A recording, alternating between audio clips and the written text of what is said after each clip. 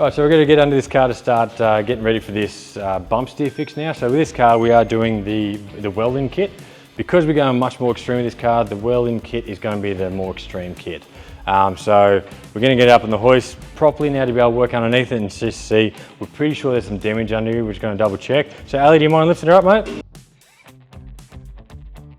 All right, let's have a look. So you see there's some damage right here. That's superficial, I wouldn't worry too much about that. But the one we were concerned about, a lot of us know about this, like any car is the same. We could look for underneath damage. Big one is aftermarket bash plates. This had standard bash plates on it. Yes, it was a stolen recovery. You know there's some sort of accident with it, but this can happen with any four-wheel driving. This one's pretty bad because we've got the electric motor on this Ford JD3 model, like the RG Colorado 2s, a lot of the Ford Rangers, the Hiluxes, they're all going to electronic steering now. We're actually resting up against this motor. We know it's still working because I've been able to drive it with trade plates and all, but we can see the damages on this. So we're lucky we've got the original chassis that we were working on. So what we'll do, we will cut this plate off, put that on, because I want to get some aftermarket bash plates to put them on, because obviously the plates that were on here were, I don't even know if they were intact. I think they were pretty busted.